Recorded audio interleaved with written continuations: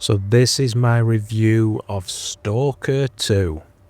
I have to say, I hold my hands up, and the first thing I'm going to say is I apologise that I made an earlier review and I've got this game completely wrong, because my new review is it's absolutely quality.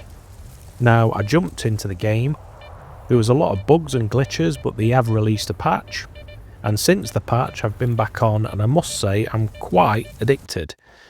Now, these are the reasons why I absolutely love it. I love the immersion. The atmosphere of the game is great. As you're walking around, you get to see other stalkers and little weird infected animals, and it's quite cool.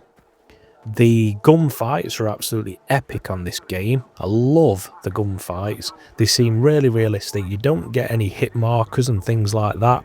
Well, you don't with me, because I switch my HUD off, which I always do. I always like to put it on the hardest setting and put it on the HUD. But I must admit as well with this, I'm not on the hardest setting. I am just on Stalker at the moment, because the hardest setting is absolutely brutal. But I have turned the HUD off, and the gunfights, it just makes the gunfights so good, because there's no hit points. You don't actually know when you've fully taken somebody out. So you have to be really cautious, make sure you go to each sort of area and every mission you're doing with enough ammo, because it's quite limited. So I love that, it's really realistic, because it makes it just feel real. It makes it feel like you're in a real gunfight. Also, you only need to take a couple of shots yourself and you're in big trouble. So you really need to look at your surroundings and make sure you know where you're going. So the gunfights on this are absolutely epic, and I absolutely love them. Another thing I love about the game is just these lovely little additions, these little areas. You might get a ball that's sucking, an anomaly that's kind of sucking things in and then spitting them back out. You find so many different weird and wonderful little places to visit. And again, it adds the immersion of the game, and I just love finding little things like that. The enemies just vary. You've got human enemies, but then you also get these like mutant things. And some of them, again, are really brutal. You've got poltergeists and things like that.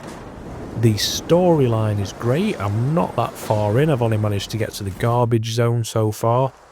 But I love how there's all these little zones that have got all different things in. What you want? The zone's a scary place. Not because you get to face mutants or anomalies, no. It makes you face yourself. And then you gotta live with whatever yourself is. And the game itself is just quite gripping. I like how it's really difficult. There is some bugs to it, but I loved Metro, and this is just a little bit different, because obviously Metro was a bit more linear. It was open world, but you had to do each area at a time and then jump back on your train. You couldn't hop back. This one you can go in and out of zones. It's open world. And yeah, my review so far is I'm absolutely loving it. Let me know what you guys think in the comments, and yeah, I'll catch you in the zone.